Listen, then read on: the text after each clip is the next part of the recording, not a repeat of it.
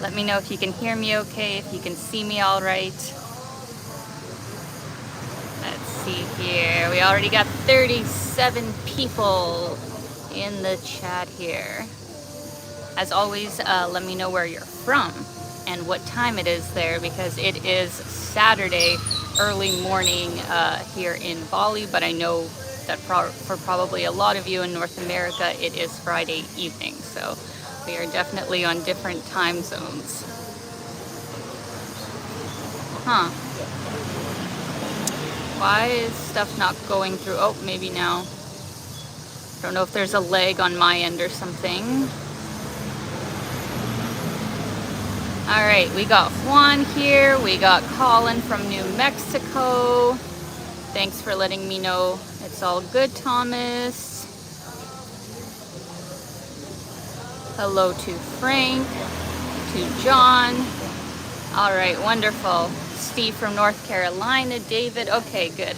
All right. Oh, Harriet and Jim, thank you for tuning in. Oh, we got Michael and Alana. And want to say right off the bat, Michael and Alana, as always, thank you so much for the PayPal that I got before the live stream. I hope you guys are doing good, and thank you for coming out as always. I hope you guys can hear me okay with all the motorbikes, but that's kind of a given that we have here in Bali. It's always motorbikes. We got my friend Henry here. Thank you so much for coming out, Henry. Hope you're well. Shannon, thank you so much for coming. New York City, thank you. We got Irvin, Neil from Florida, Dennis from Ohio, Ukraine dude, welcome. Oh, we got from Colombia, amazing. We got the whole world here. Oh, Katsu from Tokyo as well. Okay, I love it. So guys, for today's live stream, I'm just gonna adjust my gimbal here. I am so excited for so many reasons because I have such a good route planned for us today. And the one main concern that I had, which was the weather, because it has been like pouring rain every single day. It's not officially rainy season in Bali just yet. It's supposed to really start in November. So I was a bit surprised that every single day it's been like this, and some days, almost the whole day it is raining. So it's been a bit challenging because I've been trying to film, I've been trying to get work done, but when it's like constant downpour, I can't really do anything. So today, this morning, it rained a little bit when I was getting ready, but it has stopped and it is like clear skies right now. So I'm hoping that will last for at least an hour or two. Usually in the afternoon it'll start to rain, but hopefully we'll have the morning to go around and show you guys a lot of different places. If you couldn't already tell by the title, we are in Ubud, Bali. And so far this is definitely like my favorite place in Bali so far. So just trying to sum it up, I'm very excited for today's live stream. Thank you all so much for coming out, and let's get started here in just a second. Thank you very much to Maksudu Zaman Iman. Thank you so much, watching from Toronto. Amazing. Very cool. So where I am right now, just to show you guys, is actually my favorite cafe. Not very aesthetic because I just finished my breakfast, but this place is called Cafe with a K, and it's just a really beautiful little cafe. They have really good food for breakfast, lunch, and dinner. So I thought I would start my live stream here, and yeah, let's get going here. I'm gonna grab my stuff. And I'm curious actually, who has been to Bali before that's here today, and who has been to Ubud? Let me know in the comments what were your sort of impressions. All right.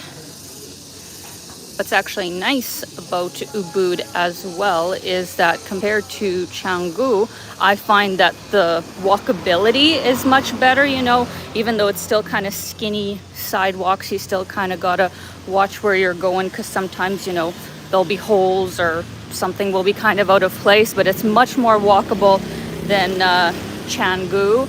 And as you guys know, I love to walk. I obviously love to do these live streams. So for that reason, it's been really nice to be here in Ubud. So yes. Oh, this weather is just so nice. When it's just been rainy for so long, you really appreciate when the weather is so nice. As you guys can see right off the bat here in Ubud, it is the like Balinese cultural capital is kind of the main thing that it's known for, because all around the city, which has a population of about 100,000 people, there is a lot of really beautiful temples. The primary religion in Bali is actually Hinduism, so there's a lot of beautiful Hindu temples. There's a lot of places where they make traditional arts and crafts. There's even like performances, you know, for different kinds of you know, art forms and stuff. So it's a really beautiful place if you want to learn more about Balinese culture. So let me flip the camera here and show you this beautiful temple. Absolutely gorgeous. I mentioned it in my Canggu video, but I'm sure we'll see them as we're walking around, but I've never, I guess, really been in another place where they really are just like so dedicated to making these beautiful little offerings that almost every business puts out, you know, in front of their like doorstep every single day. It's kind of like, you know, an offering to have good business that day and to keep away evil spirits and stuff. So right when I'm saying that, for some reason I'm not seeing them, but you guys will see later on there will be like these beautiful little like offerings in front of many businesses, which I haven't seen in any other country. So interesting facet to Bali. Oh, just got an interesting comment here. Heidi's Family Kitchen says, "Hey Alina, I have been to Bali and Ubud too. It is fab. I'm arriving there in a few weeks. I'm looking forward to exploring up north this visit." Wonderful. Thank you so much, Heidi. Yeah, definitely so much to see on this island. Oh, there is a Balinese offering right there for you guys. So cool. What was I gonna say? Yeah, as I said in my Canggu video, this island is so much bigger in reality than what I was expecting, and just from watching other people's videos.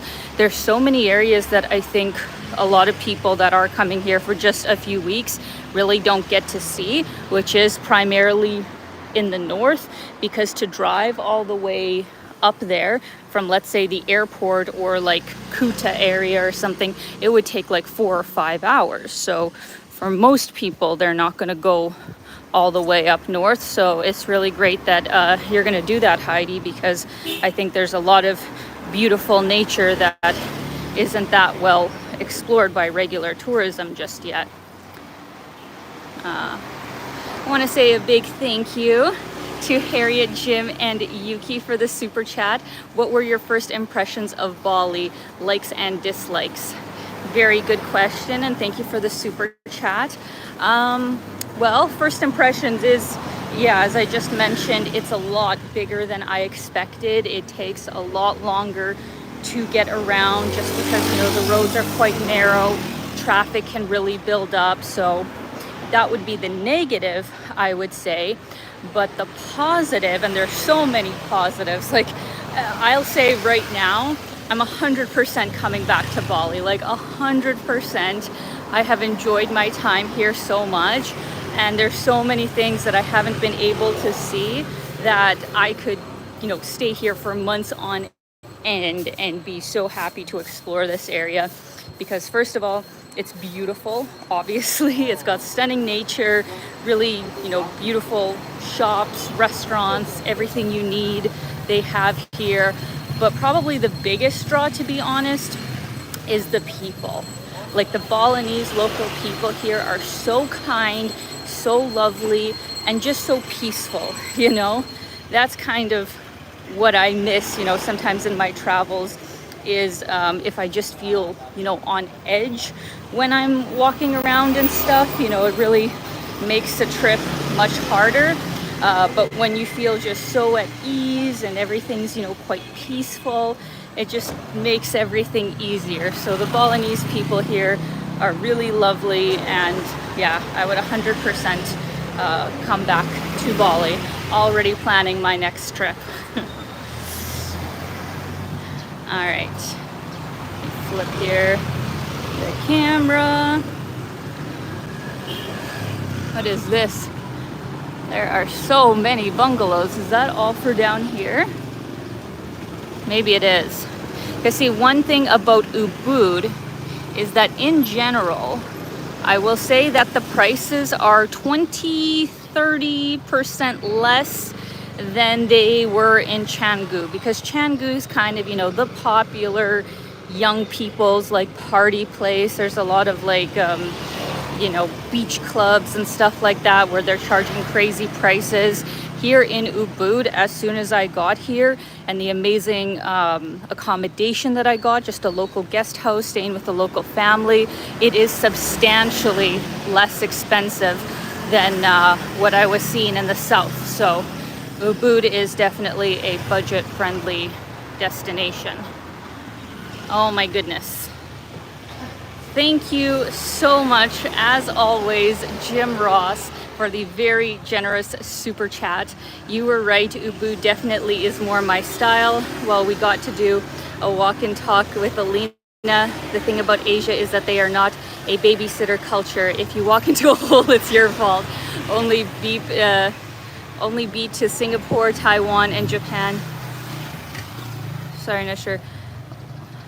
Only beep to Singapore, Taiwan, and Japan opens up in a couple days at last. I think you mean that all of the Southeast Asia is opening up.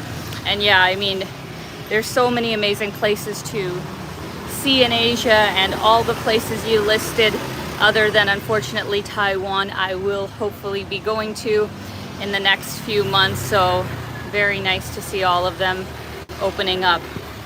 Thank you so much, Jim. As always, really appreciate your support, and hope we both get to see Japan in person soon. Big thank you to Paul Fowl as well. Thank you so much. Alina, my friend, good morning, and good morning from Crofton, MD. Which state is MD? I should probably know that. I don't know where that is, actually. Let me know. Glad to see that the rain has stopped and that you have a beautiful day to look around Bali. Be safe, my friend. Thank you so much, Paul. Really appreciate it. Yes, so where we are right now is actually just coming up to the kind of turnoff or roundabout of a very special place that I got to visit a few days ago. This guy's gonna try and turn around. Let him do that. And G20 is coming as well. I'm jumping all around, guys. I got so many things I want to tell you. We'll get to what's coming up in just a minute, but yeah, I just want to make a note because I saw this banner. G20 is happening in November, I believe, and it's happening here in Bali. So I don't know what that's going to be like. Probably hotel prices are going to shoot up like crazy, and there's going to be security everywhere with all the world leaders coming here. But obviously a very big deal for Bali, because I don't think they've ever hosted, you know, such a big political event before that I'm aware of. So just wanted to make a mention of that. But yes, what I was going on about before, as you'll see in the sign in front of us, I went to one of the most famous attractions here in Ubud, which is the Sacred Monkey Forest Sanctuary. Oh my God, there's one right there. Yeah, guys, we are in monkey territory. Ubud is very well known for basically being the home base of the monkey population. So even though they're cute, I have that very fun, you know, monkey selfie that I got done at the forest with, of course, the help of a, you know, professional monkey keeper that they have there. Never try and attempt to do that yourself or even touch the monkey. You're not supposed to touch the monkeys. It's okay if they touch you, but you shouldn't be like trying to pet them or grab them or anything. So there's a lot of rules when it comes to monkeys, and something that you should definitely kind of get to know before you come here. Because before I came here, I was staying at the Alina resort, which also is kind of in a beautiful forest. Whoa. Oh God, I was so scared for a second. I was so scared. I thought that was bird poo. I was like, no, not the way to start my day. No, it was just water. It was just water. Oh God, that would be a terrible way to start the day. So yeah, I was in Alina Resort, which is in Lake Jimbaran Forest, and they have monkeys, you know, there too, not that many. And you know, my first instinct when I see a monkey is like, oh my gosh, you're so cute. So not only did I make eye contact with the monkey, but I smiled at the monkey, you know, for a good 2-3 seconds, which is definitely too long. And he like almost lunged at me and like had his teeth out and was angry, because both things are seen as a sign of aggression. If you look at a monkey, you know, for too long in the eyes, and then you also show your teeth, that's a sign of aggression. So don't do that. Don't do that. He didn't like attack me, but you know, he kind of made it known of like, back off. So yeah, that's like a top thing to not do when you're around monkeys. Second thing to not do is obviously to not have food on you. They will smell it, they will find it, they will like do whatever they have to do to get it, so just don't have it on you. And also they say not to have any plastic bags on you as well, because for some reason they associate that with food as well. So just don't have any like plastic bags, and apparently don't have too many shiny things either, because they kind of, you know, wonder what is that, or any kinds of things that they can like easily grab or something. So just some things to keep in mind. Like overall, they do, you know, keep to themselves most of the time, because if you go to the monkey forest, you will see that they're used to people. Obviously there's crowds going to see them every day, so they're not scared by humans, and they kind of just do their own thing. But if for some reason they think you have something that they want, they will come take it. Like, they're not scared of humans whatsoever. So just keep that in mind. Okay guys, so let me flip the camera here, because oh, this restaurant is so beautiful, isn't it? Everything's just so green and lush. Because as we're coming up down to the end of this road, that is where the monkey forest is, and that's, you know, where sometimes they come out and hang out by the entrance. And even though I don't think they should be too enamored with me having my phone on this gimbal, I am a little bit, you know, concerned to just have it out the whole time. When I was in there and filming before, I kind of would just take out my camera for short stints, take whatever picture or video I needed, and then put it back. So I'm gonna keep my distance, while at the same time trying to give you guys some close-up shots of these like cuties by zooming in on my camera here. So that is that.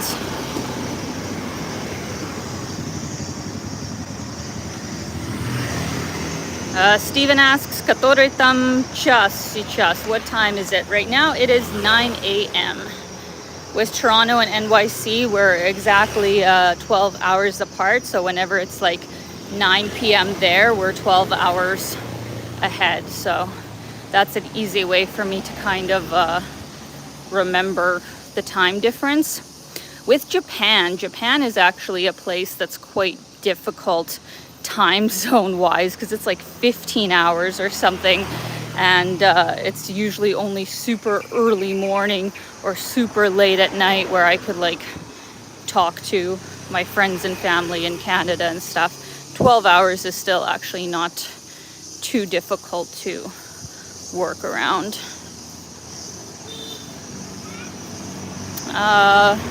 Thank you for the super chat, Dalmatian Daisy.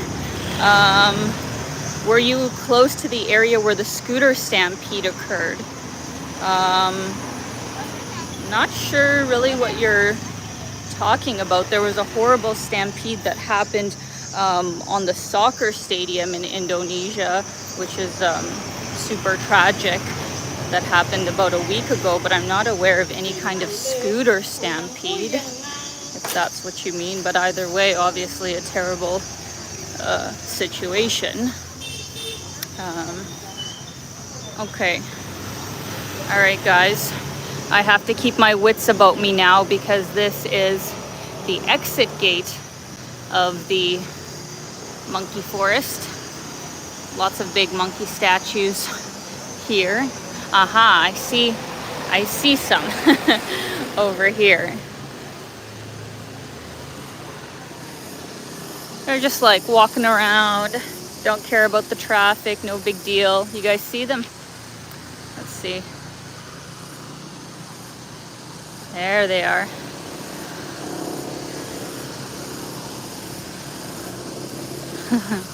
All right, let's walk around this way. Oh, there's one right there. Look at them. Just chilling. This is their city. It really is.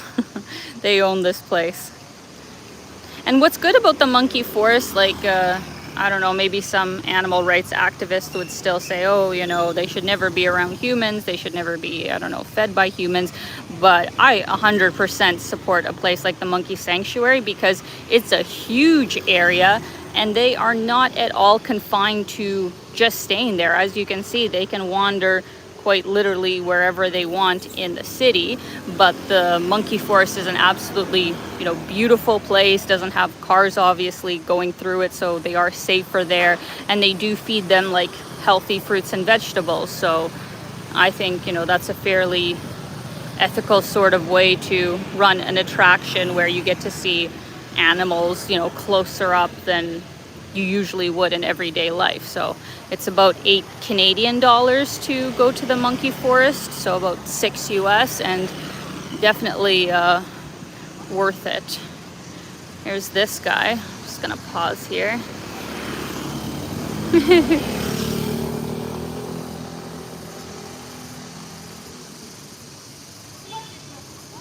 Oh, thank you very much to Baldy McBaldface, an early happy Canadian Thanksgiving to you. Thank you so much.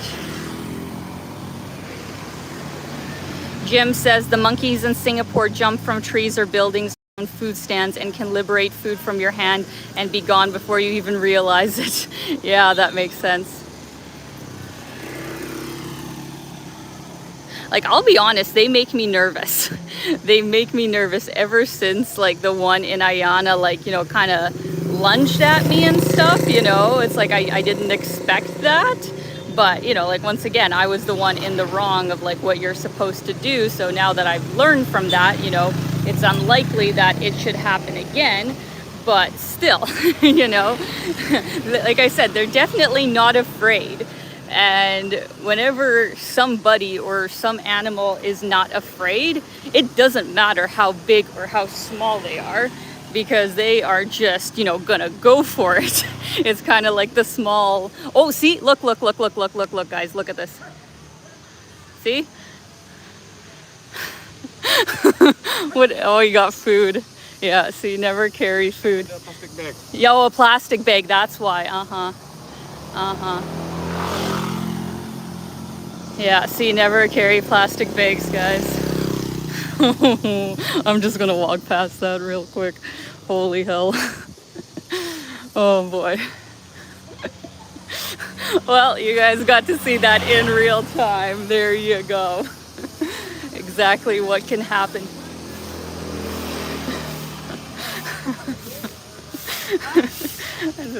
I am glad I actually... No problem. I'm glad I captured that, because see, that can show you exactly what can happen. You know, and sometimes you just don't know, right? You think, oh, you know, maybe I don't have any food on me, but you have a plastic bag, and you know, that's something they want. And I even noticed, like, I had my black purse, which has like a gold kind of buckle on it, you know, like just you know, just a little buckle. And there was one monkey that when I was kind of walking past him, sitting on a pole in the monkey forest, he like kind of grabbed at my bag, but you know, it was the one around my waist, so he couldn't get anything. But I think shiny objects do kind of get them excited. So another recommendation would be, like, don't have anything shiny on you or anything that kind of catches the light in a weird way. So that's why today I actually just like put all my stuff in just kind of like this felt travel bag and stuff. It's not a plastic bag, obviously, so you know, stuff can happen. You gotta be careful. You gotta watch out for the monkeys. So, all right. But usually, like, usually if they do, you know, grab something for you, just let them have it, because unless it's food, they're usually not going to stay interested in it for a long time. Like, some people have had their phones taken, but as soon as they realize it's not food, they'll just drop it. Like, monkeys have no use for the iPhone 14. So don't worry too much if they grab it for you. I just hope you have a good case and screen protector on it, because they may drop it. That's the only thing to be aware of.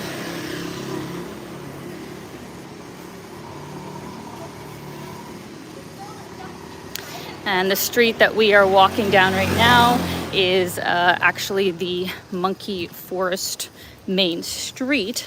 And this is like the main vertical street that goes through Ubud, and then there's like Ubud Boulevard, which is the one that goes horizontal, that we'll get up to in just a minute.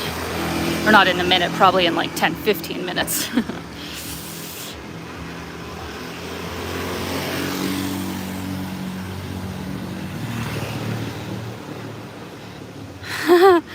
Yes, Shannon, like the Botanic Gardens in Rio, a monkey paradise, totally. On that note, botanical gardens in Rio are so stunning. 100% recommend checking that out if you happen to be there. Aw. Thank you so much to Henry. Alina, thank you for the live stream today. Enjoy the rest of your time in Bali. Thank you so much, Henry. Really appreciate it, and hope you're doing good. Hope the weather is nice down south. Here it's Bali's actually at least a good 5 degrees less hot than the places I went to on Java Island, like Jakarta, Surabaya, Jogja. All were in the like 30 to 35 range day in and day out. Here in Bali it gets like hot too, but I'd say the average day in the evenings is like 25, and then in the mornings you know, I mean, afternoons is like 30, so not too bad. But thank you very much, Henry. I'm looking over here because there's monkeys on this side of the road, and now I'm scared. I don't know. I think I'm gonna cross to the other side of the road because I'm intimidated. Like, I don't think, you know, they have an interest in my camera, but like just even walking by them, it freaks me out. Because these, you know, roads are so narrow. So yeah, or no, you know what? I have a plan, guys. Just 1 minute. Just 1 minute. Here. I'm gonna let those people go ahead once again. If there's other people ahead of me, I feel like they'll attack them if they're gonna attack, so I'll just come up the back. Oh, my mom is here. Привет. Алиша, хорошего дня тебе сегодня. Смотри по сторонам внимательно. Спасибо, мама. Oh no. They went inside the shop, guys, so I think I do have to cross. Yeah. It's not worth it. It's not worth it. They own this town, and I'm not about to challenge them to a duel. Like, look at them. Yeah, I'm afraid of you guys, I'll admit it. I'll admit I'm afraid.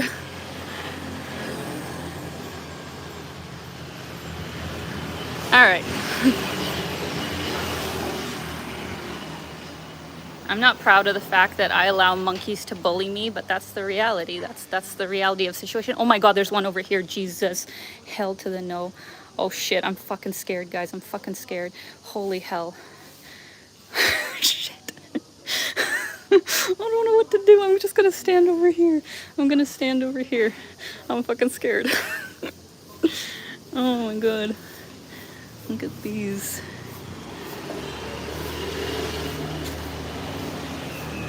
All right, I'm gonna piggyback here.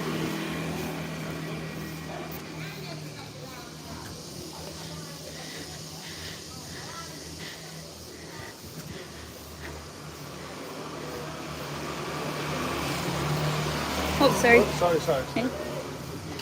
So, it's you that I told you yesterday? What? It's you that I told you yesterday? I don't know where that big monkey went, but yeah, I just prefer to stay around people, you know, if they're in the area, since I think it would make it less likely that they'd do something. Somehow it feels like if you're by yourself, they're gonna jump you or something. Maybe that's just still my like fear after Colombia or whatever, where I'm like scared to be anywhere by myself on a lone road, even if it's a monkey. But yeah, they are very mischievous and you never know what they're gonna do. But so cute. So cute.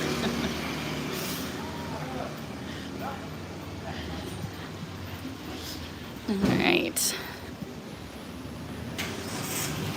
What's great about Ubud is that there's so many really lovely local shops. Like there's definitely, you know, other than the convenience stores, there's not really any chains in Ubud, which is nice. And there's a lot of really great even like clothing stores where everything is made in Indonesia. There's a lot of like handicraft sort of stores, and really nice if you compare it to the experience of like shopping in Walmart, so to say.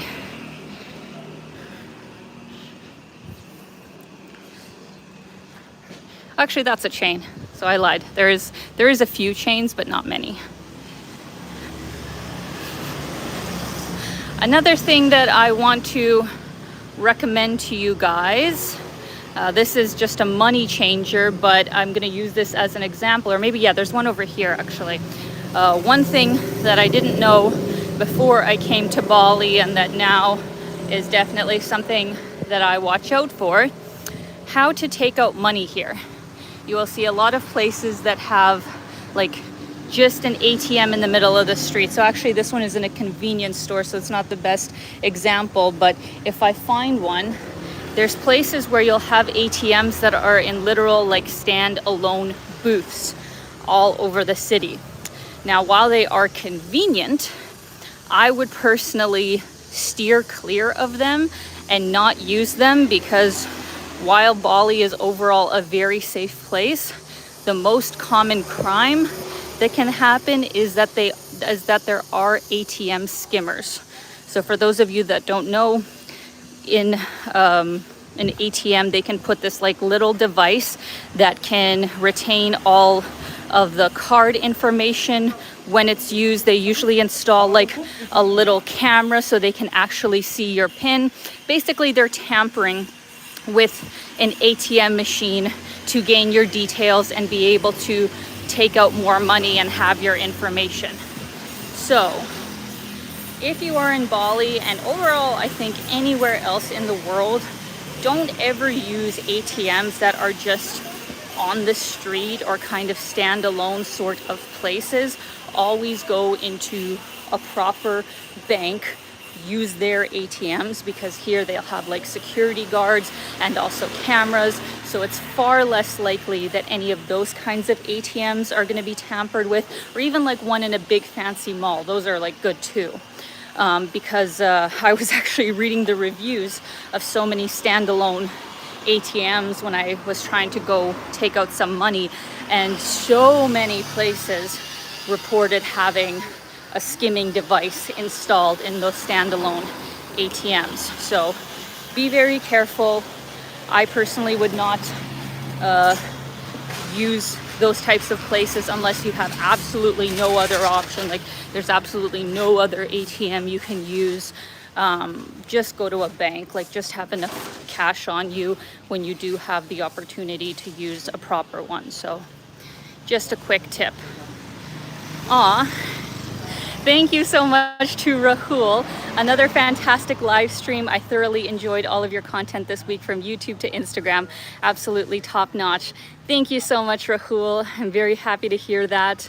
And yeah, just so you guys know, I'm actually going to be putting, much more time and effort into other platforms, primarily TikTok, because I know that's where, the future generations are going to, and it is a really fun platform. I love, watching TikTok as a user, so I'm going to be putting more time into TikTok and my Instagram. So if you guys want, you can follow me on those platforms. It is just Alina McLeod, and probably once I get through all of my videos here in Bali, I'll probably be going down to just one video a week, because here I've kind of been, releasing sometimes 1-2 a week, but probably going forward, I'm just going to do one a week to have time to do the other platforms as well. So thank you so much to Rahul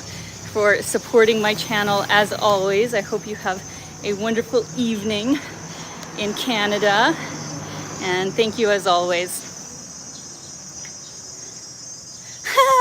Frank, Alina, please don't make me go to TikTok. It's your choice, Frank. Not gonna force anybody here. I now regret not putting on sunscreen this morning. That is the one thing that... No, thank you. No, thank you. I regret not putting on sunscreen this morning, because almost every single day it's been all overcast and kind of colder, but oh, the sun is strong today. It's nice, but I'm probably gonna have a bit of a tan or a bit of a sunburn when I get back home, but at least it's not too early in the day or too late in the day, and the sun's not too strong. So there's a comment I wanted to answer, but I don't know if I can find it now.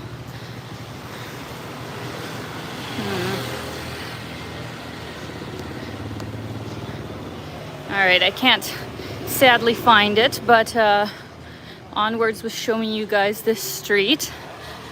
Lots of great restaurants on here as well. And another thing that's really great about, well, I guess Canggu had it as well, but here in Ubud, it's awesome because there's so many tourist desks here where you can book basically anything you want tour-wise, going up north, hiking Mount Batur, which I'm actually doing this weekend. It's a volcano that they have in the region, so we're gonna do like a sunrise hike. There's everything you could want tour-wise, and I'm telling you guys that because when you go on, some online websites showing tours in Bali, it is substantially more expensive booking online than it is here in person. Like when I wanted to climb Bromo, back when I was on Java Island, I couldn't find any group tours for it, that were English speaking. So the price that they were giving me for a single person was like obscene. It was like $300 or something like that, just for a half day sort of tour if you were by yourself. That's the prices that I was seeing online. And it makes me wonder that, if I would have went to Malong, which is usually the kind of closest city pit stop to Bromo, it probably would have been like this, where there's tour desks all over that could put you into a group tour, and it would be substantially less. So, I know some people like to book everything ahead of time, but in the case of anything in Bali, just wait until you get here. Like, just wait until you get to Canggu or Ubud or something and use the local tour companies, because almost always they are going to have availability, and it's substantially less. Like my Mount Batur tour is going to be about 30 US dollars, where we're going to drive like I think 2 hours up north. You get a breakfast before you start the climb, then you climb for about 2 hours. You get to Mount Batur for sunrise, and then, you know, they take you all the way back for $30. Super reasonable. So just a hot tip. Oh, thank you so much to the lovely Brianna. Hello there, Alina. Yes, next time sunscreen. Area looks lovely and interesting. Thank you so much, Brianna. Really appreciate it. And yeah, oh, we haven't had sun like this in so long. I'm almost, you know, so not used to it. Not having had sun in like a week and a half now. But yeah, I'm definitely gonna get a little bit of a burn. But I have an umbrella actually in here, so maybe once I finish my live stream, I'll go home with the umbrella over my head and protect myself a little bit that way. That's actually a very popular tactic that they have in Asia, to just like walk around with umbrellas on super hot days. Let me flip here. All right. This is actually a school. During the afternoons, you'll have all these cute kids running around in their school uniforms in this area. I wonder what it would be like to actually have to wear a school uniform. I never had that experience, obviously, in small town Saskatchewan, but I know a lot of schools, like even, yeah, in North America, have uniforms as well, and it would be interesting to wear the same thing as everybody else every single day. Oh, my friend Lane is here. Thank you so much for coming out, lovely. Wow, some parking spots in Canada cost $30 for the day. Exactly. It's ridiculous. As I mentioned in the beginning of the video, like, yeah, Ubud is quite a bit less expensive than Canggu, but if you even went, you know, more outside of Ubud, you went to even smaller, you know, more local places, stuff would get, you know, even less expensive. Because like right now I have such a crazy deal of where I'm staying. You'll see it in my Ubud video, but I'm staying with a local family, like in their large kind of apartment complex that they've built, in my own room with my own washroom, and I am paying 13 Canadian dollars a night, about 10 US.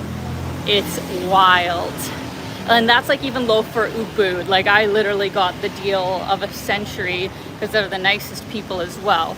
I'd say most, you know, guest houses in Ubud probably charge 20 to 30, which is also super reasonable.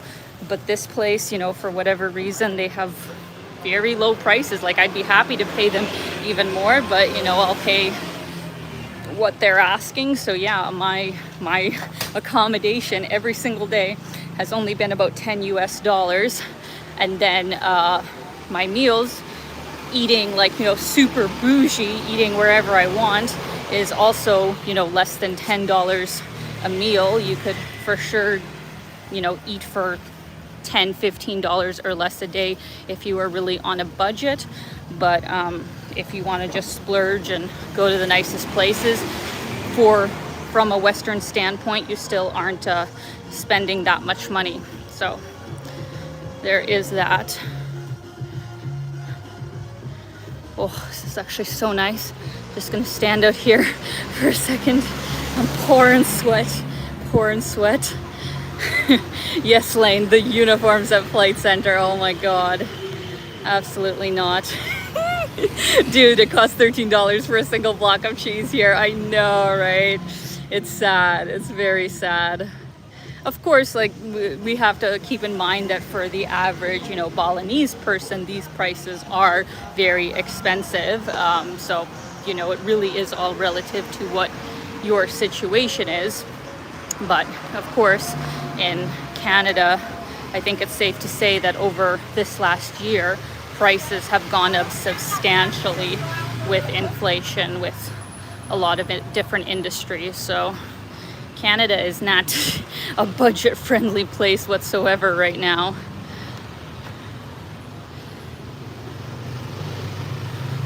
All right, we are almost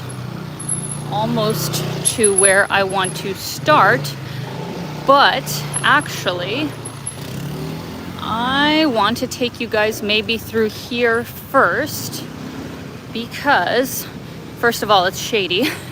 Second of all, I don't know if my original plan actually took you guys through one of these markets. And that is definitely something that is special to Ubud, where you have all of these sort of handicraft, sort of souvenir markets. Obviously, they're just getting started since it's the morning. But yeah, let's go through here before we get onto the main road of Ubud. Oh, it's actually so nice here, guys. Oh, I have to say, oh, it's getting hot there. It is so nice. Want to say a big thank you to Stephen for the super chat. Are you going to rent a scooter? Looks like you need one. Absolutely not. First of all, thank you for the super chat, Stephen, but no. As I mentioned in my Canggu video, I don't think 95% of the foreigners here should be renting scooters, because they are a danger to not only themselves, but everybody else, because they have no idea what the hell they're doing, and they have not driven in traffic like this.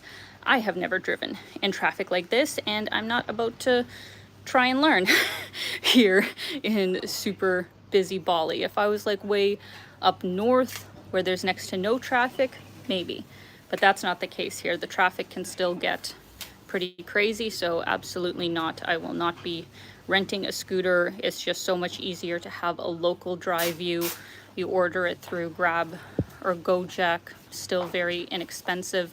So I would highly recommend that to the majority of people coming to Bali. I think it's so wrong that foreigners without a motorcycle license, with next to no experience of driving in this kind of traffic, are putting other people's lives at risk. Like, it's not cool. And so many of them without a helmet too. So it's just bad. Katsu, thank you so much from Japan. I wonder if many kinds of monkeys you can see in ordinary around there. Both people and monkey seem so close relation in general. Keep safe from motorbike, mosquito bite, and monkey. Very good advice, Katsu. Thank you very much. And yeah, it's true. We are, you know, the descendants of monkeys, still living together in semi-peace. So thank you so much. All right, guys, I've cooled off a little bit. So, oh, one thing I can mention here as well, definitely so worth doing, getting massages while you're here in Bali. They are so good, super inexpensive. Depends where you go. Of course, there are fancier sort of spas, but the more budget ones, like this one I think here, for example, like 1 hour Balinese massage, 80,000, that is like $6 or $7 US. That's wild, I know. You should tip on top of that for sure, even though it's not super customary to, you know, tip in Balinese culture, but they definitely do appreciate it. And I think you just have to realize, you know, the wage difference and that they are doing it for such a low price. So personally, you know, I would tip at least like 20%, since it's only like $6-7. Like, that's so low. The least you can do is, like, you know, tip an extra $2-3. But definitely the place to go if you're like me and love massages. They do it really well here. Tonight I actually have a massage booked for like 7 p.m. for an hour and a half, so definitely looking forward to that. Aw, thank you very much to Michael. Less motorcycles where you are now. They are almost as dangerous as the monkeys. Yeah, well, motorbikes definitely more dangerous, yeah, than the monkeys. The monkeys are more unpredictable though. But thank you so much as always, Michael. Hope you and Alina are doing good. Thank you for coming out. Oh, Ken Service, thank you so much for coming out from Ethelton, Saskatchewan. Amazing. Say hi to the whole family for me. Hope you guys are doing good. I don't know what this car is doing. Just gonna wait here for a minute.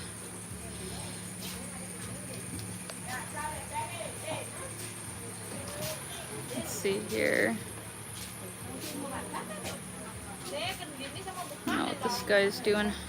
Yeah, renting a car here also, guys.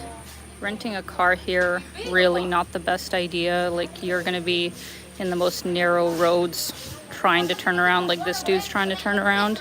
I'm just gonna sneak past him. Leave it to the locals is what I say at the end of the day. Like, I have to obviously have a car come pick me up whenever I'm moving in between cities because I have lots of luggage. But yeah, don't even think to rent a car here. Like, that's just ridiculous. No reason to be doing that.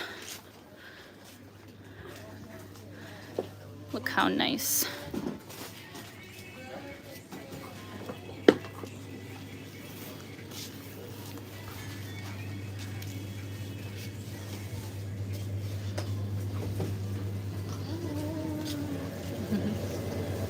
There's lots of beautiful like woodworks here. Hello.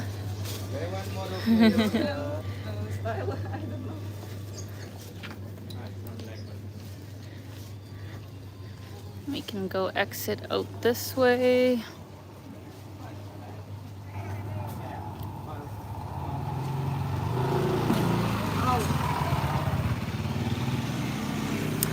Thor asks Alina, how fast is your internet there? Okay, fast or super fast? Thanks. Good question. Really depends on the area. What's funny is that the guest house that I'm staying at, that I told you guys is like $10 a night, owned by a local family, is some of the best internet that I've had in all of Bali. Amazing. Like, this place is absolutely perfect. I'm not going to give the name now just because I'm still staying there and don't want to, you know, tell people where I'm staying. But in my Ubud video, once I've already moved on, I will of course give the name and link the place that I'm staying. I booked it on booking.com. So if you guys come here, definitely check them out. It's an amazing place. But most internet in Bali, I would say, you know, I'd say actually okay to good, because I've had some places that were absolutely terrible, and it's only because I have a super huge plan. The one good thing is you can get cell phone plans with like a huge amount of data, and then no matter where I am, I just like hotspot my computer for everything I have to do. Like, my phone plan is literally 70-80 gigs a month, which is about $25. Like, if you had a reasonable amount of data, like, I don't know, 10-20 gigs, it would probably be only like $7, $10. But, you know, with my work, what's $20 to actually have the internet I need? So yeah, my plan is huge, and I'll just like hotspot if I need to, because there are some places where the Wi-Fi is just lacking. So yeah, I'd suggest like getting a really good phone plan so you don't have to worry about it as much. But having said that, some places, like obviously co-working spaces or more like, you know, fancy cafes and hotels, usually have good internet, just not always guaranteed.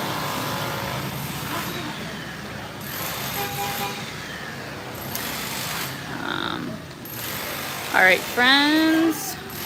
So this is us exiting the market. This is one of many. Like, there is a whole bunch of different markets. You'll see like big signs like this that sell handicraft. So if that's your kind of thing, that's what you can look for. And like, look at the amount of guest houses, bungalows that they have just down this street. So even if you didn't book accommodation ahead of time, a lot of these places, as I think somebody as somebody said in the comments, they don't even go on booking sites. So you could just go door to door and probably get a lower price. So there is that. Okay, so we're gonna backtrack a little bit. This horizontal street is the main boulevard of Ubud, where there is the Ubud Palace, and also Saraswati Temple, which is just over here. which we will go to later. Yes. Give me a minute here.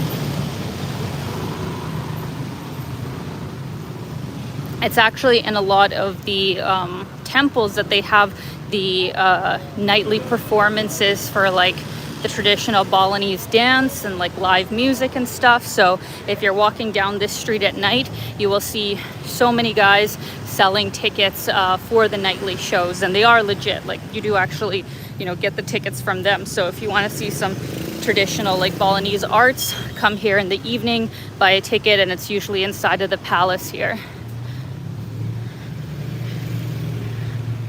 How do I get in? Or is it closed today?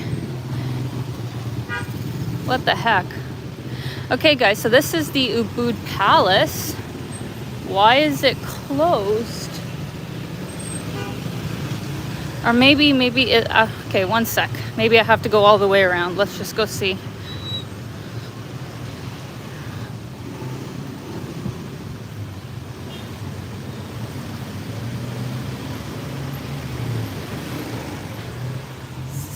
Here what the dealio is. Yeah, look at the traffic, guys. Do you want to drive in this? I don't think so.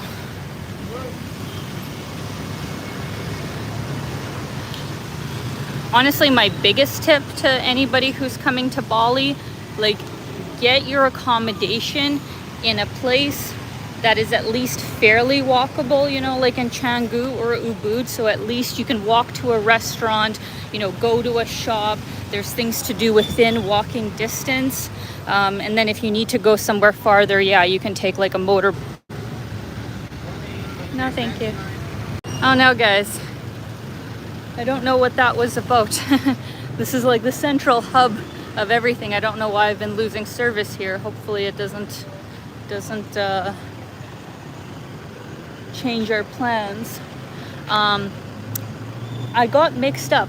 I'm sorry. I'm pretty sure, yeah, this is Ubud Palace. What we were walking beside is not Ubud Palace. This is Ubud Palace. So I apologize. I got all mixed up of like which street was which. So yeah, we're gonna go in there in just a second. Let me see here. All right. Look at this beautiful gate that we have here. I love the intricate details. Apparently these guys keep away evil spirits. So there is that. And then yes, this is Ubud Palace. Super beautiful. And this on these stages is usually where they have, you know, different performances and stuff. So a lot of gorgeous architecture. It's quite empty in here though today.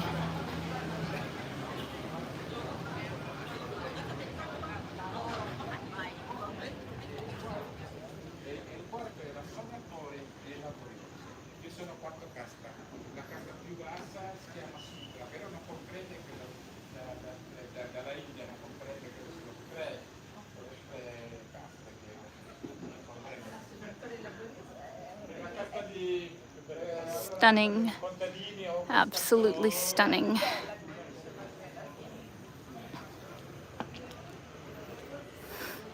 Some interesting sculptures, you could say.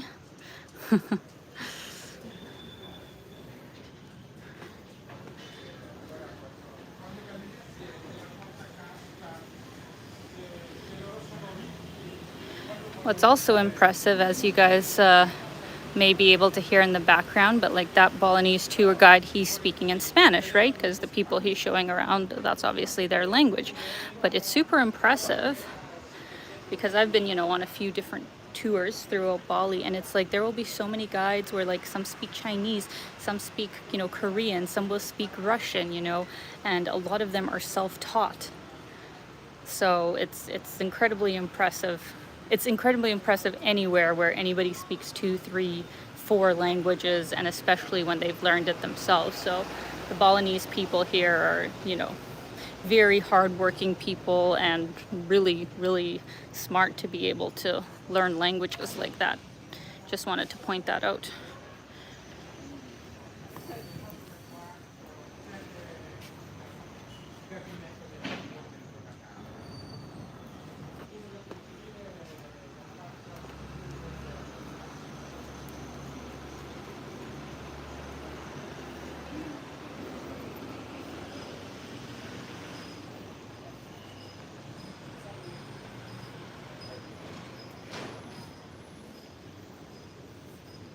So there's another gate over here similar to this, but I think let's just stay here since it's a bit of a narrow path and there's a lot of people.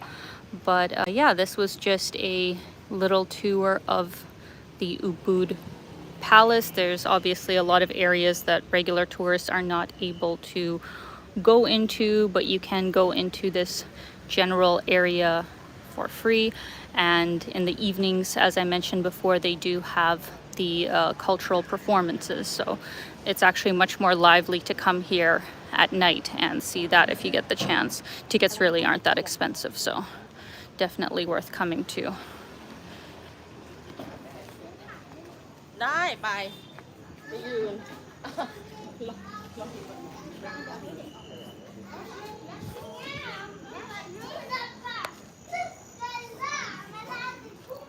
All right. Now everybody's in here. When we came in here, there was like nobody in here. I was like, am I allowed to be in here? Why is nobody in here? Now all the tourists have come in droves.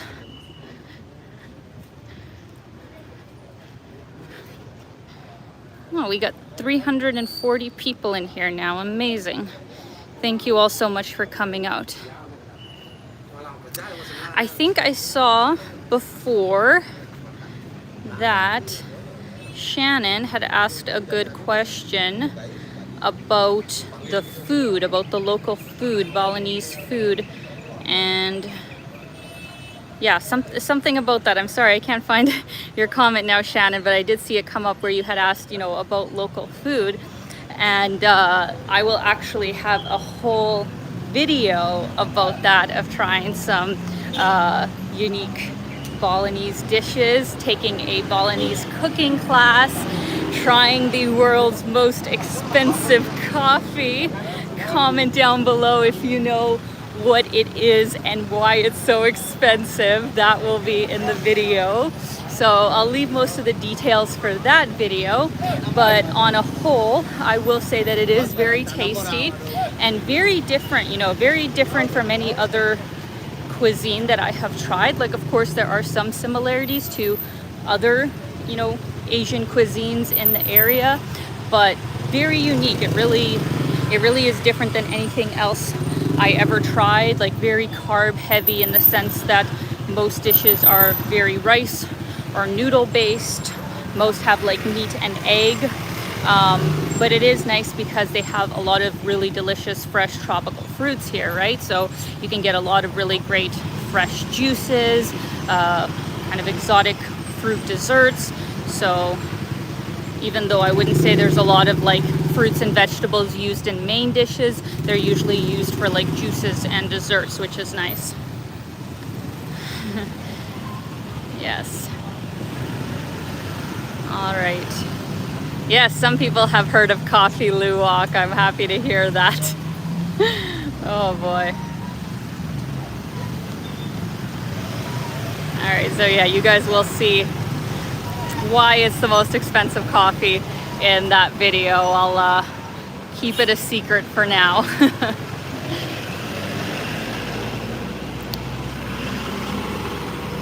Aw. Thank you so much to Carolyn. Hi, Alina. Enjoy Bali. I'm a solo female traveler as well, and Bali was one of the first places I traveled to alone. You are very inspiring. Keep it up. Thank you so much, Carolyn. That's so kind of you, and glad you love Bali as well. Truly a wonderful place. And happy travels to wherever you go next. Another fun fact about Ubud in particular, I assume maybe at least 50% of you here in the chat know of the famous book, which got turned into a movie by Julia Roberts, Eat, Pray, Love, of course. I actually love the book. Like, I read the book probably, I don't know, 12, 13 years ago. Can I get in this way? One sec. I don't know what's happening here. Oh, okay.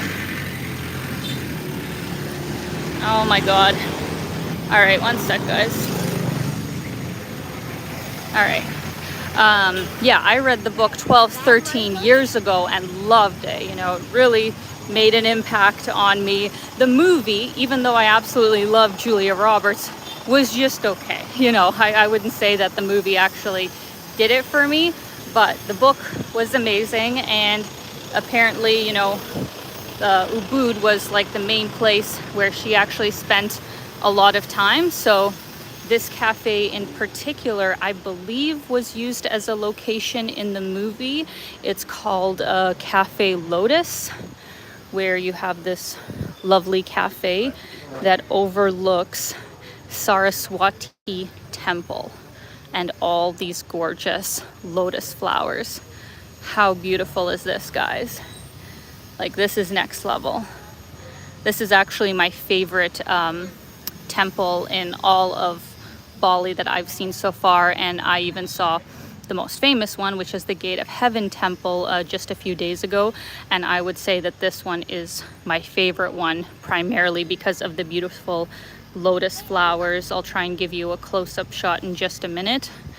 But yeah, I'm pretty sure that this cafe was used as a location in the movie. Correct me if I'm wrong. I just read that online quickly, and I think it's just the best location to have this sort of view.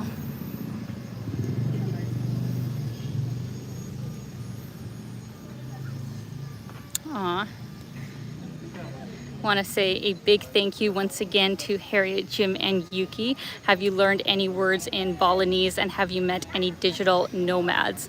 Unfortunately, no. My Indonesian has been terrible, other than like terima kasih, which is like, you know, thank you and stuff, and just, you know, some very basic sort of words. I haven't been able to, you know, really learn a lot, or I should say I haven't put in the effort to learn a lot, just because they do speak such good English here. Like, you know, I know that they probably appreciate if you use, you know, a couple of words, which I try and do, but to try and learn the whole language when I'm only here for less than a month, when they speak such fantastic English, doesn't make much sense for this length of time. But if I actually stayed in Bali and Indonesia longer, then I would definitely learn more. Have I met any other digital nomads? I guess I have. I mean, I see a lot of people who I assume are digital nomads. I've only met like a couple of people, you know, just starting up conversations, you know, having a chat in a place. But I actually met a friend, like an actual friend. This is a funny story. I was walking in the Kajang rice fields here in Ubud probably a week ago. There was like next to nobody else around. And all of a sudden, I'm gonna stand in the shade as I tell this story, because it is hot. So out of nowhere, I see this beautiful blonde lady who just, you know, like just right away looks so familiar, but it like takes a second to click where we know each other from.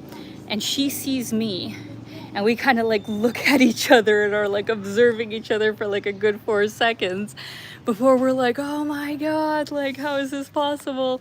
It was my friend Spieta, who is this lovely Russian woman that I used to model with in Tokyo 7 years ago now, I think. Yeah, almost 7 years ago is when we met. And it's funny because in a way she still, yeah, does look so similar to when we met there, but it was just such a shock to see each other in the most random place. Like, what are the chances that we'd both not only be in Bali at the same time, but be in this super random like rice field walking trail at that time?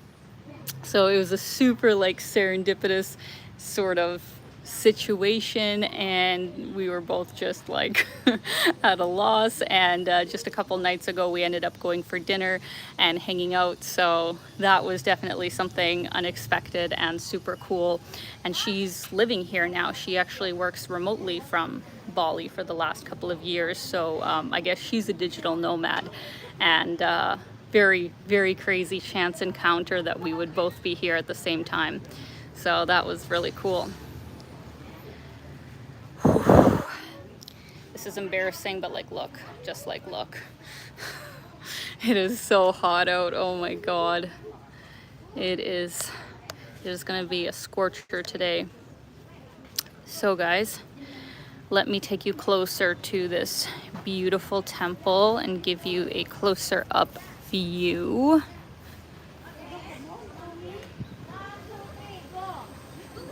We'll let them do their Instagram one first.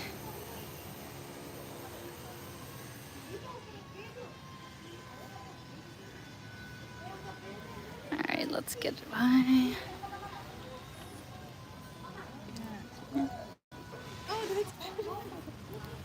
Perfect. Ubud is so Instagrammable, it really is. Oh my gosh, look at this. Look at this beauty. Have you guys seen a lotus flower before? Because I'm not sure if I have. Not this close up, I don't think. They're super beautiful.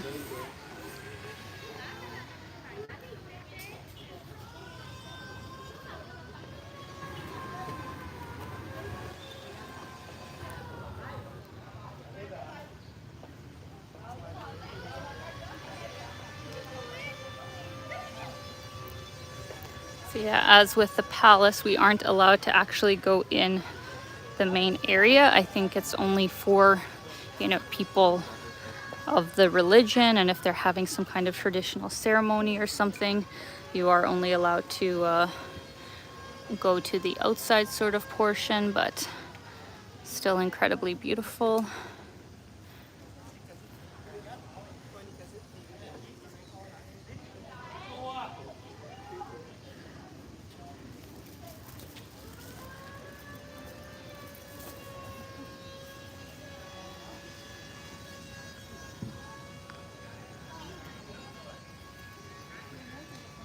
See here.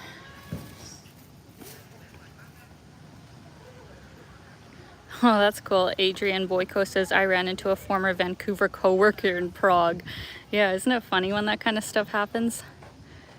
It's pretty crazy.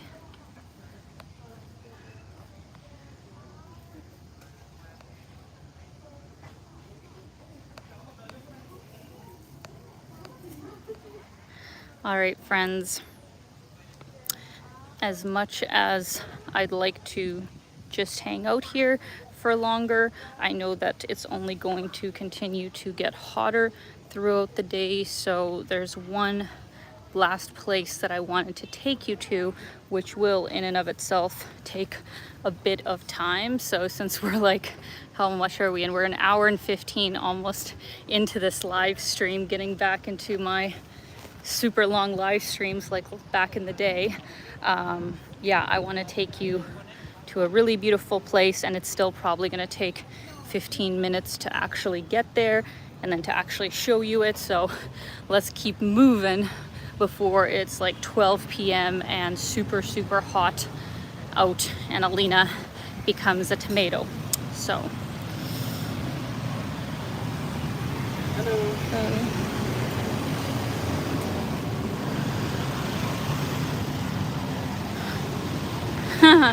Wing asks how many bulas are in Bali right now. For those of you that don't know, bulas are what they call foreigners. I'm a bula, so there's probably, I don't know, for sure thousands upon thousands. Who knows, maybe even 100,000. If the population of just Ubud, of locals, is 100,000, I don't think it's a crazy guess to say that maybe there's like 100,000 foreigners all over the island of Bali. It could be that much, I don't know.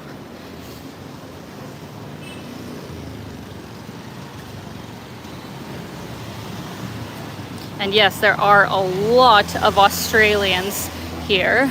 I heard that from the locals that usually it's in the Australian winter, which is like June, July, August, and also the prime time for high season and weather in Bali.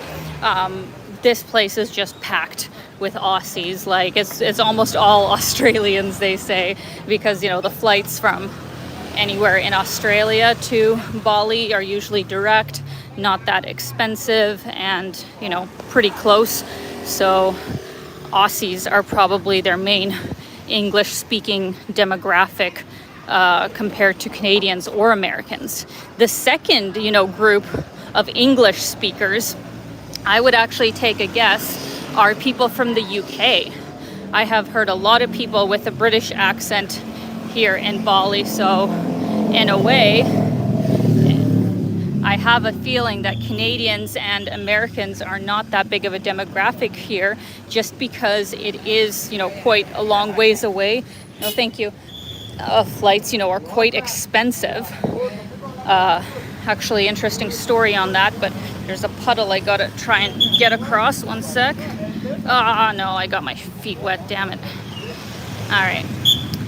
So, interesting story. My flight from Calgary to Jakarta cost only $700, which is definitely less than even just a few years ago of the kind of prices that you'd be getting from somewhere in central Canada to Southeast Asia one way. Like usually you'd be paying at least $1,000. So I felt very lucky that I got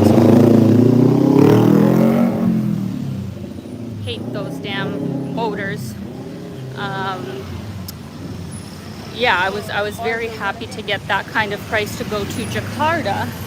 But for example, if I wanted to go to Bali, like go straight to the international airport, thank you, that they have here in Denpasar, it was $1,200 one way.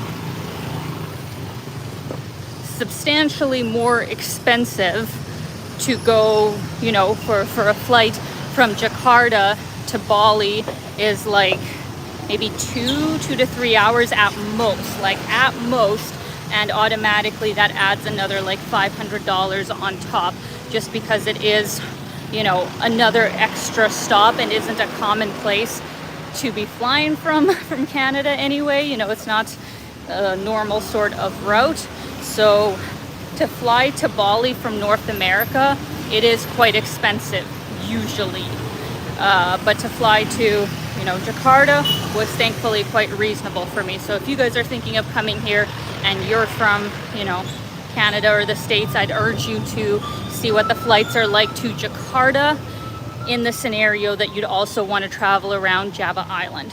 If you have no interest in that, then obviously there's no point you flying to Jakarta probably, because it would just kind of make your flight more complicated. But I would definitely recommend, you know, checking out Jakarta, going to climb Mount Bromo, how I wish I could have done, and then eventually making your way to Bali, because to just fly here direct from North America is definitely expensive. All right, let's see.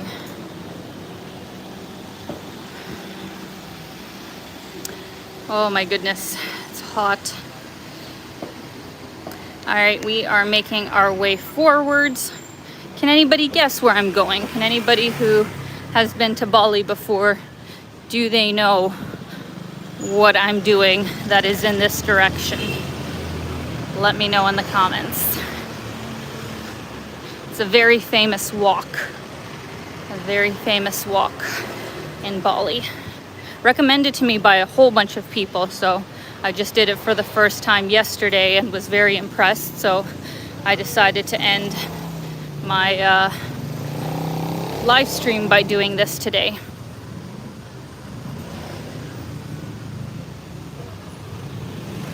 No.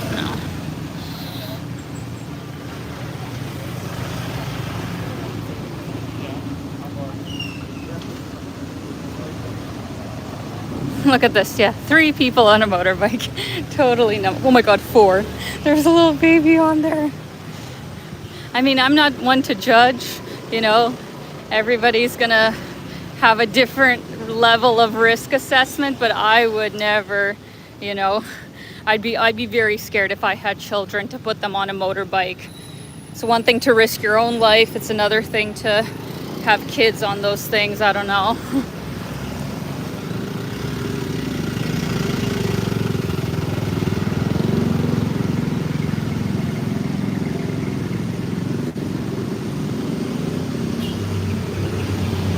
Let these guys pass.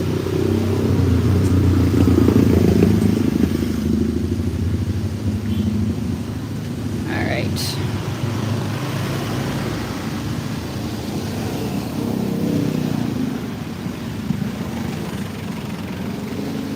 All right, now we got a bit of a sidewalk, but see, look at this. Gotta be real careful, guys. You could break an ankle if you're not careful with where you're going.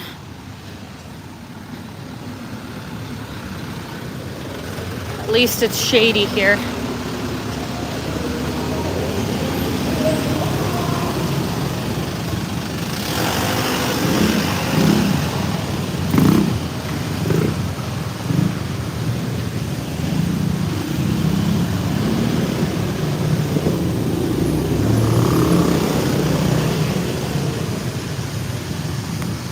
Oh, we got somebody here from Surabaya. Thank you so much for coming out. Very cool. I'm just gonna wait until we get to the end here, guys. I'm concentrated on not twisting an ankle here. And it's a bit loud. Once we turn off where I want to turn off, it will actually be much more peaceful and quiet, so that'll be nice. All right, I'm gonna go around these guys. Maybe I should follow her. I will follow her.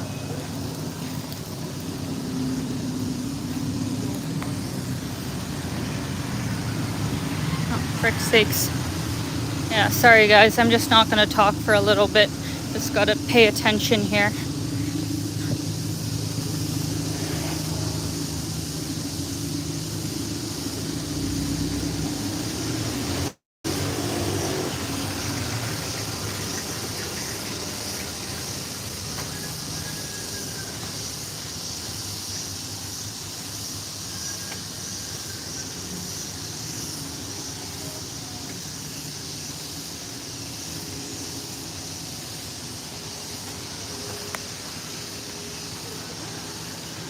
All right, we're almost there.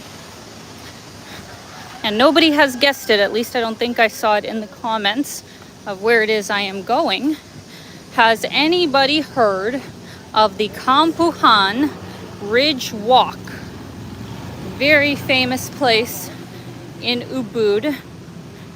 That is this really beautiful walking path, kind of goes to some higher elevations so you get a beautiful view, but there's also really nice like cafes and restaurants and even like hotels and stuff that are up here. If you really wanted to, like, you know, get away from it all, this would be a great place to stay.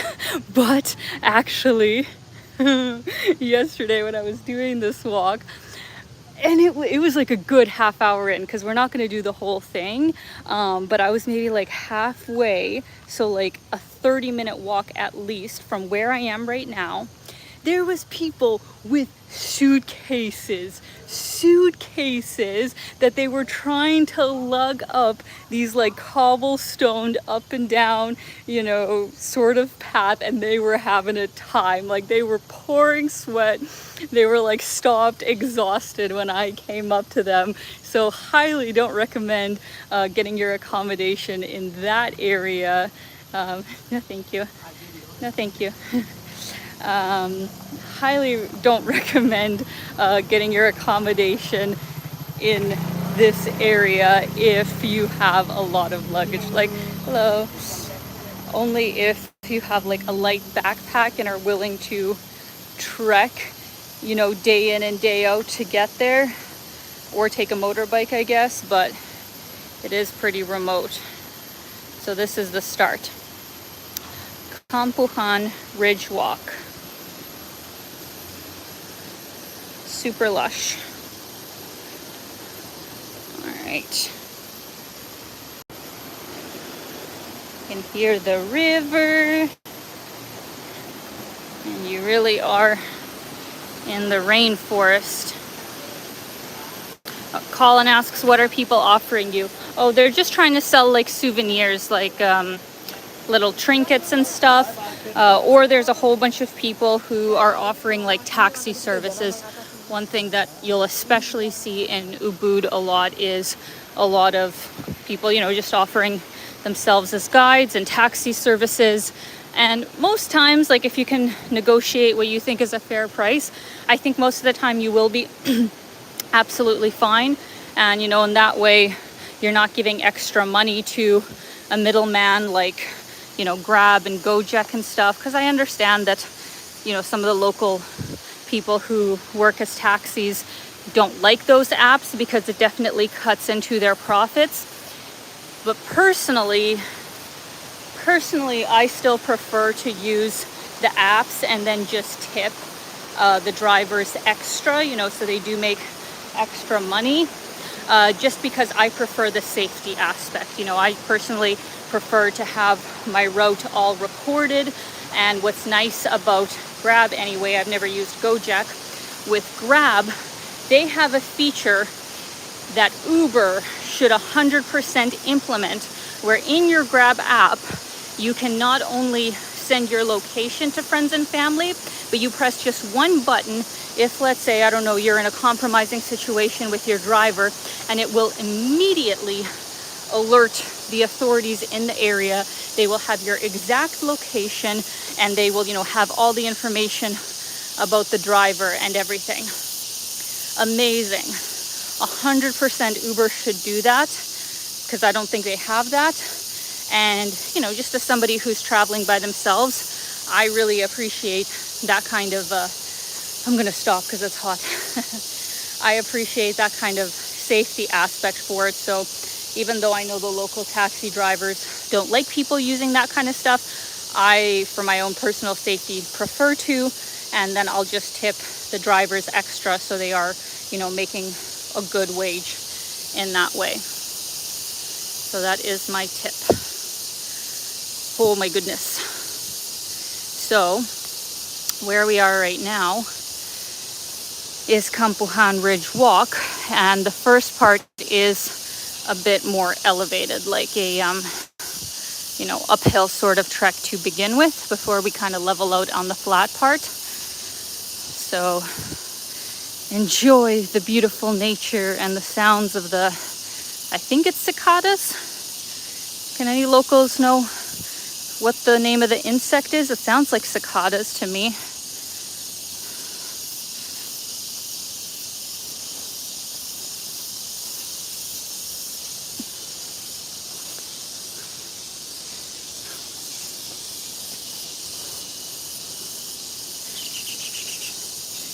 Beautiful.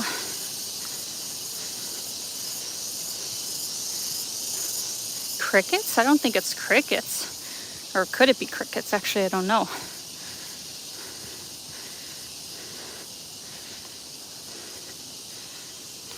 Oh my goodness, there's 400 people in here. Amazing.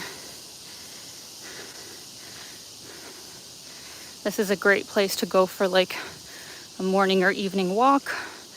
Wouldn't obviously recommend coming here midday when it's so extremely hot out, but early morning and evening is definitely a great time.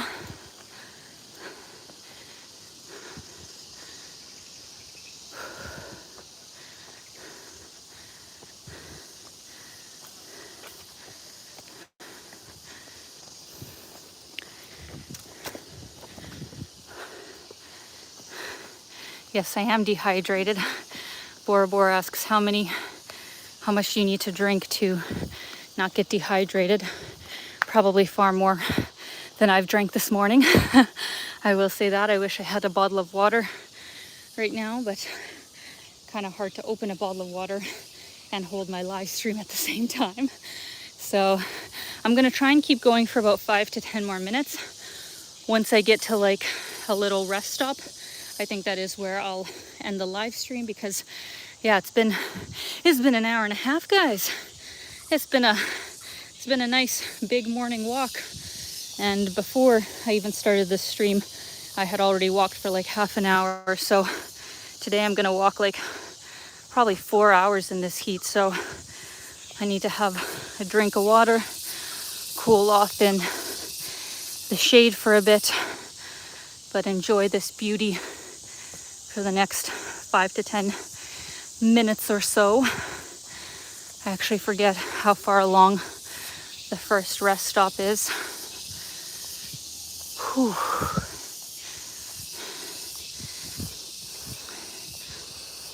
Oh man.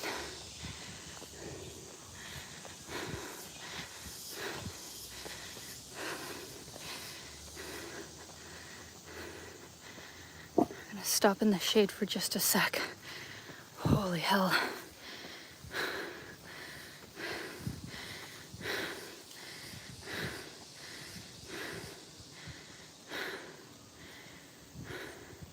Well, that's not good. Adrian says, I almost died from heat exhaustion in Bangkok walking around the city, and that was 20 years ago when temperatures were only in low 30s. Yeah, Bangkok is intense. I don't know if you guys remember the live streams that I did in Thailand, but I will always remember the one that I did.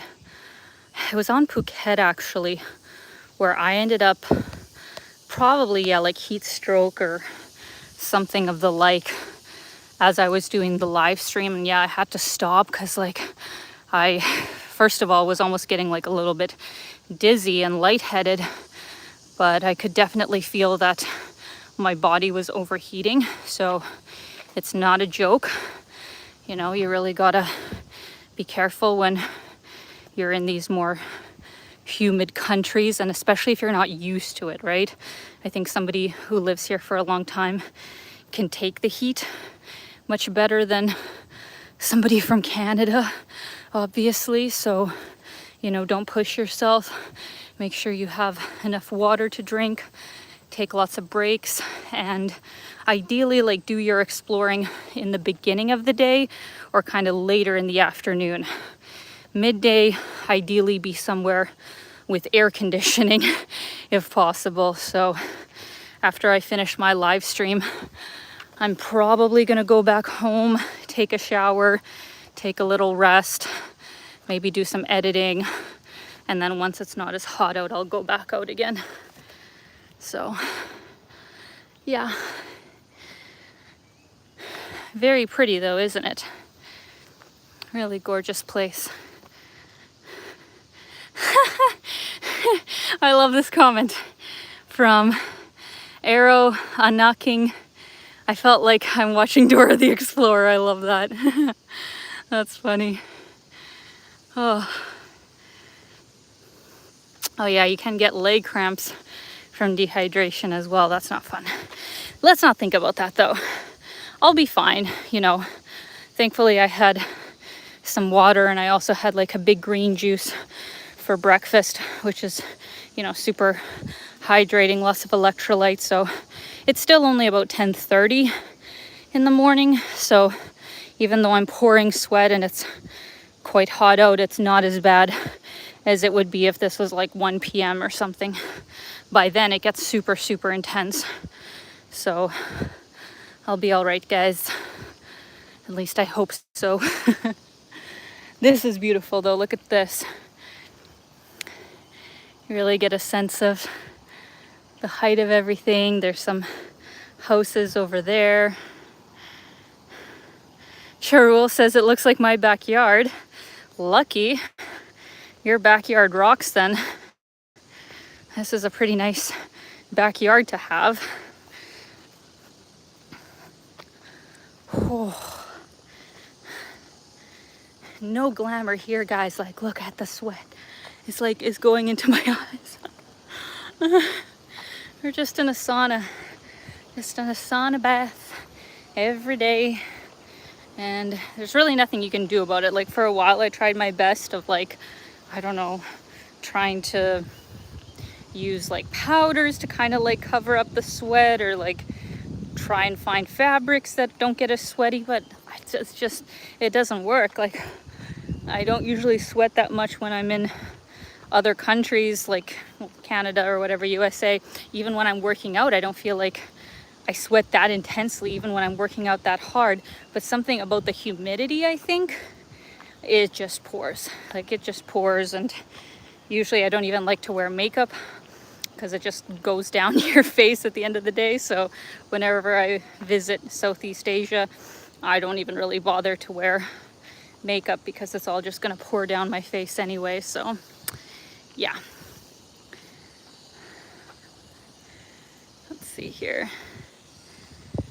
Yeah, a hat actually would be a good idea.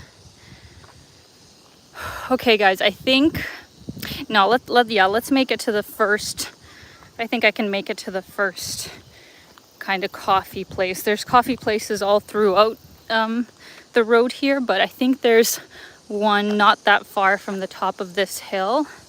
So let's try and make it there, and then I'm gonna rest there, because I was about to say maybe I should turn back here, but then it's gonna be like another 20-30 minutes before I can sit down at a cafe and cool off. So actually it's better for me to keep going, and in less than 10 minutes for sure I should be able to get to a cafe, cool off, and then I can head back.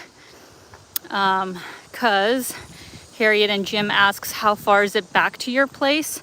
Yeah, so if I'm gonna walk straight back from the cafe that I get to here to walk back to my place, probably gonna be a little bit under an hour, like 40-50 minutes. So yeah, to be honest, I think my walking time for today, if let's say I don't leave my place at all later today, it's going to be 4 hours, but most likely I'm going to. So, to go out to dinner somewhere, walk around, and then come back. Because, yeah, I have a massage tonight, so I am going out. It's going to be like a 5-hour walking day at least. So, yeah, you'll walk a lot.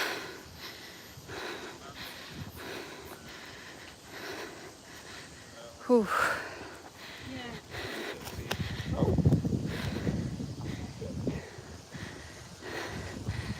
Building a lot of new stuff over here as well. Oh, this is so nice, guys. This is so beautiful. Let's take a second and look at the view, but be careful to not fall. Whew.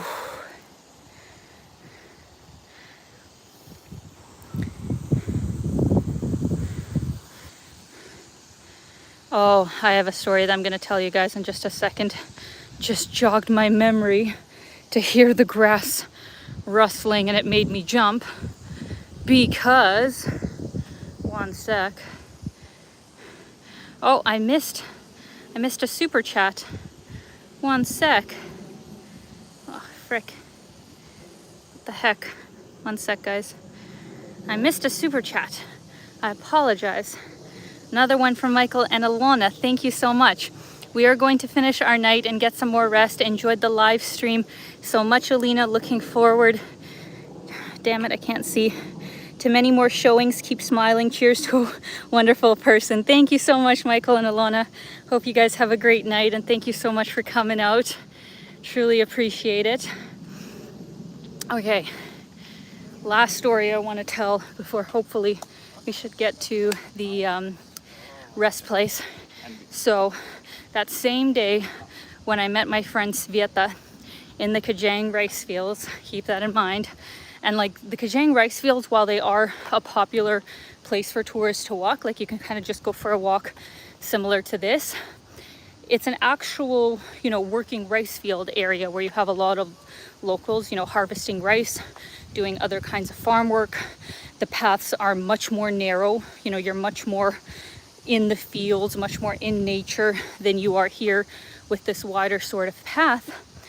And on my way back from the point that I got to before I decided to turn back, I'm walking. Gonna stop here in the shade. and I hear rustling on my right hand side. And you know, there's little lizards, there's little birds, there's all kinds of things, you know, that could be rustling through the grass that is of no, you know, harm to you or anything. But you should always check out the sound and see where it's coming from, because I look to my right and there is a snake. There is a snake, one about ye thick, so not super small, but not super big.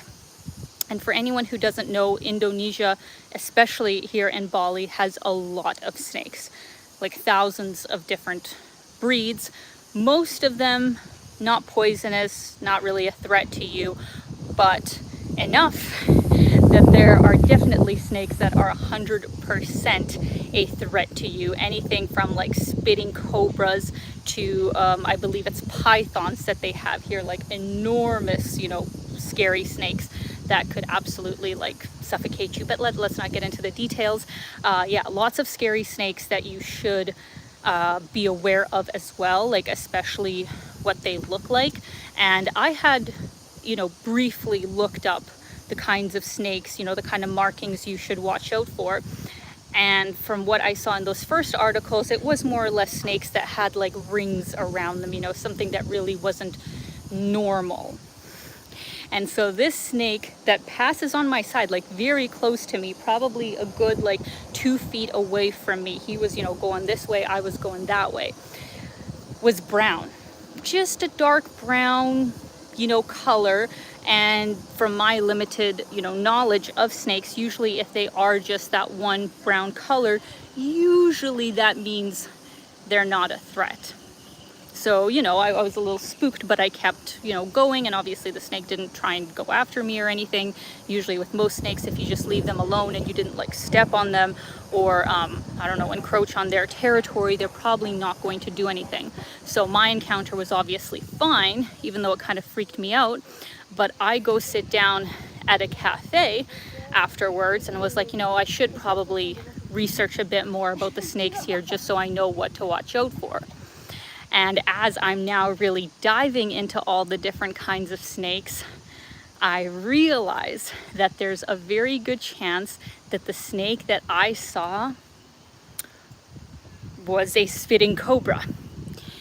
Because they can actually really range in appearance here, where there's some that are more of like a tan kind of color and other ones that are literally the like darker brown color that I saw. And most spitting cobras, unless they're actually like angry or something like that, or feel that there's a threat, they don't sit up and you don't see, you know, those kind of outward, you know, fans on their face expand. And in the articles, it would literally say like these brown snakes get mistaken for less poisonous snakes all the time, because like I said before, usually brown snakes are the more not poisonous, venomous I should say, kind. So I was just like, I was floored that there's a very good chance that what I walked past was a very venomous snake. Thank goodness nothing happened. Like, thank goodness I didn't step on it. Because even though they do have anti-venom, you know, medicine here in Bali, I did read that not every single clinic has it. And, you know, you only have a small window to get to a hospital if, heaven forbid, that happens to you.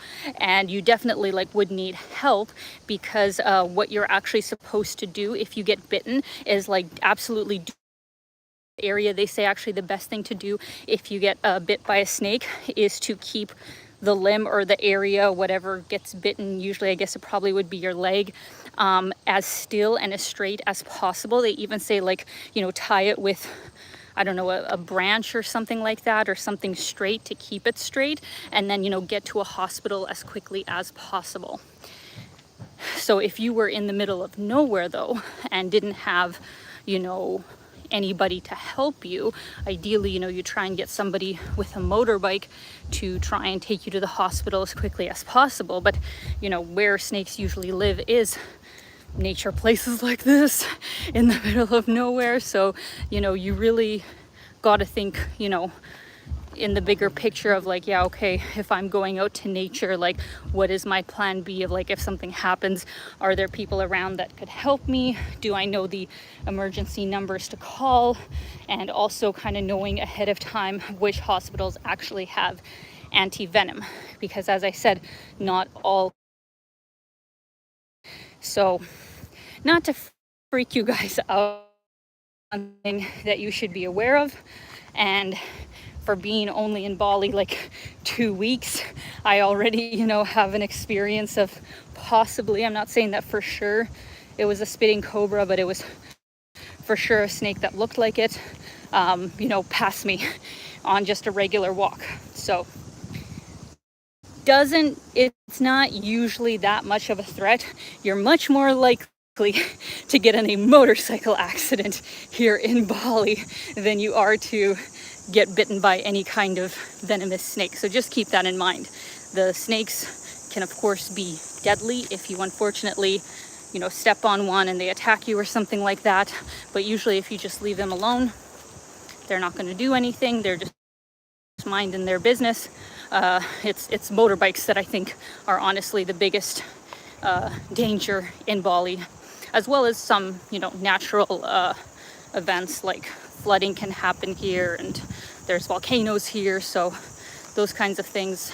Guys, we are almost to where I'm going to take a break, so I'm very happy about that. It has been quite the journey. I think it's probably going to be at the 2-hour mark by the time I finish this live stream. So a very big walk for the day. Whew.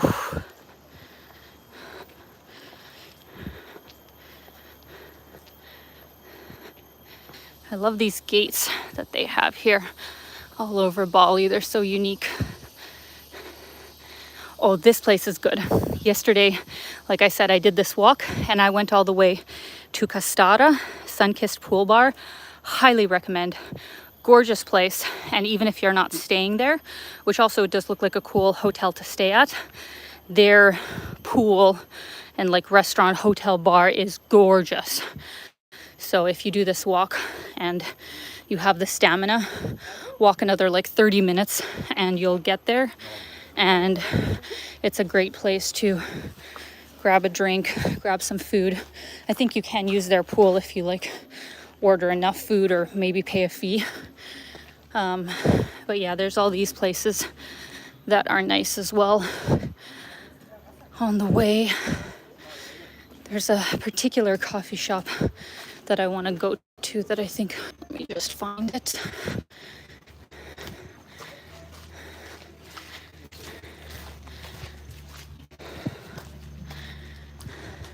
Whoa, thing. Oh, lovely art here as well.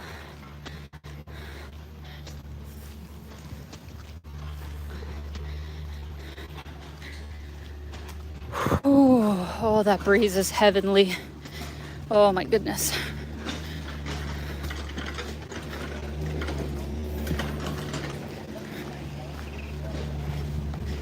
Coffee, that's the one that I wanted to sweat.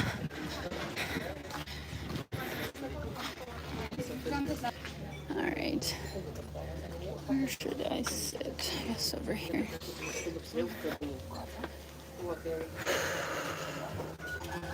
All right.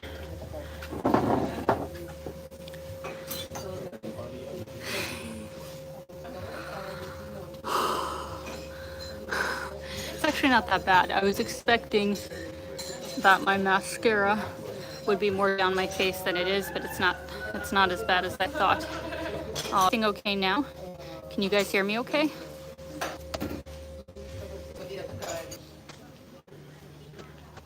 Oh no, I don't know what's happening.